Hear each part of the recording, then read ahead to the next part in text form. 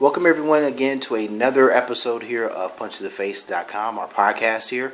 First one of 2014. Sorry it's taking us so long, but we only come back when it's big news, big breaking news, big excitement, big announcements, big events in the sports realm. This time around, Miss Donna is joining me as always. Follow her on Twitter at MissDonna61. This time around, Miss Donna, we got a big one in May. It took it long enough to finally get announced. We have Marcos Maidana, who will be the next challenger / victim to Floyd Mayweather. May 3rd, which looks to be, I think, as of us recording this, is still not confirmed, but looks to be at the MGM Grand in Las Vegas. It's still up in the air, but there's probably no way in the world he's going to go fight out of state, Floyd Mayweather, that is, and pay more taxes. New York has been thrown around, but I don't see that happening. So look for that to be in Las Vegas here on May 3rd. Now, let's start with those two gentlemen. First, Ms. Donna, let's start with Floyd Mayweather. Last time we saw him, he put on a dominant performance against Saul Canelo Alvarez here this past September. We were there in Vegas for the one event, and it was definitely an event, a crowd unlike no other I've ever seen for any sporting event, whether it be other major fights, UFC fights, NFL games. It was just a crowd and atmosphere unlike no other. But he put on a dominant performance. He really has nothing left to prove. Marcos Maidana, the last time we saw him, it was in December. And he was beating a gentleman by the name of Adrien Broner. Oh, Lord, yes. We'll get to Adrien Broner a little bit later here in the podcast. But, what chances do you give Marcos Maidana against Floyd Mayweather here? Well, here's the thing. So, and this is not Miss Donna saying it, so don't nobody start blowing up my Twitter and all that stuff. Miss Donna didn't say it. Danny Garcia said it. Danny Garcia said, okay, and I quote, that Maidana, am I pronouncing his name right? Yeah, Maidana. That he is hungry. Okay. And a hungry fighter will give you a dangerous fight. And everybody's saying that he's going to KO Floyd. Anyway. Well, that's not going to happen. A couple problems with this matchup. One, let's just say how it all came about. For months, we kind of wondered what Floyd Mayweather was going to do. Right. Amir Khan had let it leak that he had actually agreed to a deal. He's a liar. That really, and Floyd later came out when they were actually promoting a showbox card, for his money team up in Seattle. He said, no deal's been done. I'm the only one who announces a deal. No deal has been reached. That's right. So what Floyd did here a couple of weeks ago, he made a makeshift poll and asking the fans via Twitter, Instagram, his website, on a poll, Marcos Maidana or Amir Khan. Early in the poll, it was all Marcos Maidana. Maidana was winning. Amir Khan decided, I feel some kind of way. Oh my God, no. Had his fans come out in abundance, voting multiple times. I don't think he has that many fans. Voting multiple times, and he ends up winning the poll. I don't like him. Well, he wins the poll, but still couldn't get the deal. Still couldn't get the fight. That's right. So Floyd instead chose Marcos Maidana. Where Maidana really doesn't have a chance in this was for the simple fact of he can't fight guys who have speed and who can box. Marcos Maidana has 3 career losses. 2 of them are against very notable gentlemen who have speed and can box. Devin Alexander, who's somewhat of a poor man's Floyd Mayweather in many realms. And, oddly enough, the guy who he beat in the poll, Amir Khan. Amir Khan did suffer, he did take some body shots, and he was, on the ropes and in some trouble in that fight. Right. But, still at the end of the day, his hand speed, his footwork, and his boxing were able to win him that fight. Now, granted, those were in 2012 and 2010. Those losses to Alexander and to Amir Khan, Marcos Maidana suffered. But I don't think much has changed. Granted, he's in a new training camp, has Robert Garcia as his trainer. At the end of the day, I still don't think him as a fighter has changed and evolved enough to where he can keep up with the defensive style, the handwork, and the speed that Floyd Mayweather presents. It's going to be interesting. It'll be interesting. It's going to be interesting. It's going to be interesting. It's one of those things to where I don't know if I'll actually travel out to Vegas to watch it. I don't know if I'll actually pay the $70-something for pay-per-view. I don't feel it either. And this is one of those. Don't feel it. It's a matchup, but it's not an event. Kind of a similar way he had May of last year when he fought Robert Guerrero. It was a fight, but it wasn't an event. It didn't have the same, aura about it that some Mayweather events have. So, right. Floyd's got a lot of other things going on, personal issues, possibly. Oh, God. Floyd's got too much crap going on. Now he's doing birthday cakes, the Money Team birthday cakes. By the way, I don't want one for my birthday, so y'all don't. She ain't getting one, no way. I want one. He's got the Money Team actually suffered a couple of their fighters. One of their fighters, Badu Jack, lost on a showbox card here Friday night. So, as a whole, that whole Mayweather aura is maybe some of it started because some of them women lose. Maybe started them. So, May 3rd, we will see that matchup. Now, like I said, the other part of that poll was one gentleman by the name of Amir Khan. Yeah. Khan. I just don't like him. Do we have to waste too much time talking about him? We really don't. I don't we feel really don't. I'm not a fan of Amir Khan either. I don't see it. I get it, but I don't see it. He has a glass chin. At the end of the day, that's what he has. I'm not trying to throw anybody on the bus, but he has a glass chin. Let's just call it what it is. No matter how many trainers I don't know what that means, but it sounds. Meaning he's easy to get knocked out. He can go down easily. He's trained. He dropped Freddie Roach. Said Freddie Roach was a part of the problem. He sure did, didn't he? And now he's been trained in the last 2 fights with Virgil Hunter. The problem with that is those last 2 fights is. Granted, he won them both, but in one of them he got knocked down. Those improvements that he needs as a defensive fighter still aren't there. No matter what trainer you have, the trainer can't go in there and make you put your hands up to avoid getting punched in the face. No. I'm done with talking about him. Well, then we'll get on to maybe another part of this 4-man triangle, 4-man square, not a triangle, that's involving Marcos Maidana and Floyd Mayweather, and that's Little Bro. Let me stop right here. Okay. Let me just, because see, I feel the heat rising. Okay. First of all, when we do these little podcasts, I think I should have, theme music. Okay. I know that just came out of nowhere, but... Awkward. Yeah. Okay. It's just my thought. I should have theme music, and it should be Rihanna's So Hard. I just thought about that. Okay. But now that that's over and done with, I should have my own show and I should have my theme music. But anyway, on to that. Let me tell you. This crap, Little Bro, this mess, stop it. By the way, we're referring to Adrien Broner, for those who don't know. And y'all know Miss Donna don't like Adrien Broner. As you know, Brandon Stubbs is not like Adrien Broner. I, at one time on punchtheface.com, called him a coon.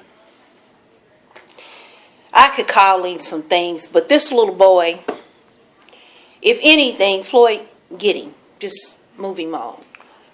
Well, it's not that simple. He's up and coming.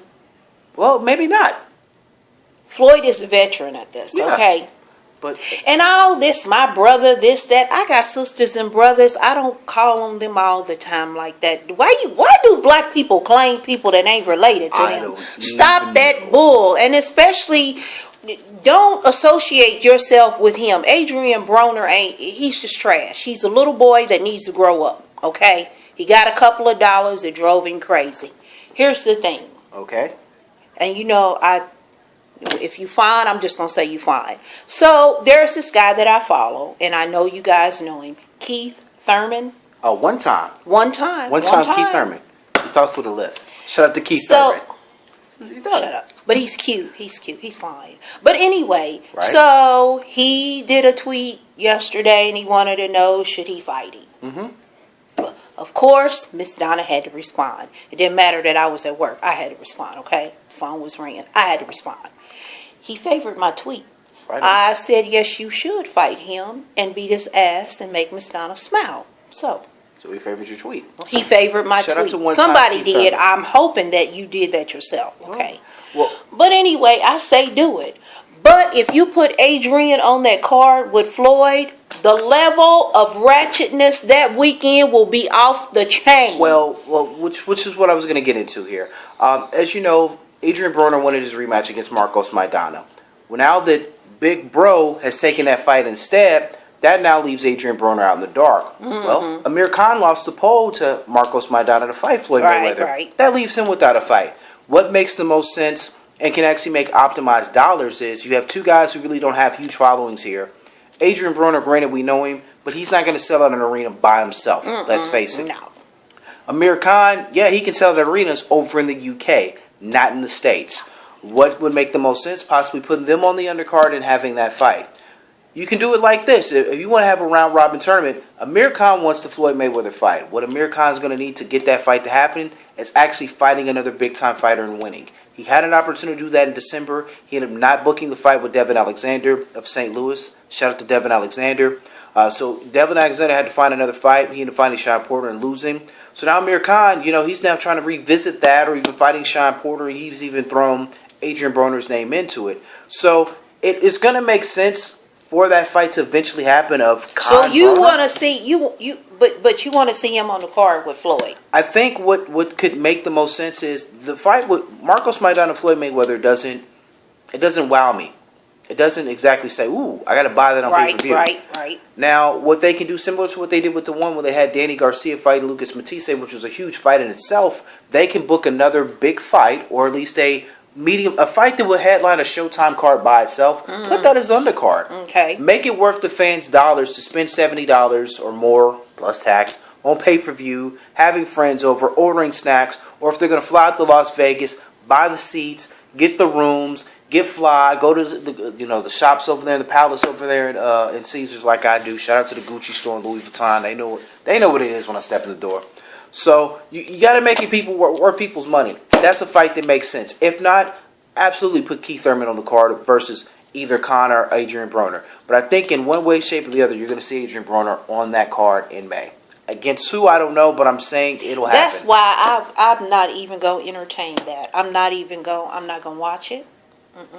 I mean, I don't really condone streaming of fights. It is illegal. I wouldn't even It's stream an illegal practice. But I will say this: if you know someone who's ordering a fight, go watch it. I know movie theaters will be carrying it as well. Go watch it there. I would not. Wow. I just would not. The level of ratchetness that weekend in Las Vegas will be off the chain. The bad weaves. Oh my God, the ashy buns hanging out. The stank and the Bath and Body Works fragrances that don't go with. It's gonna be off the chain.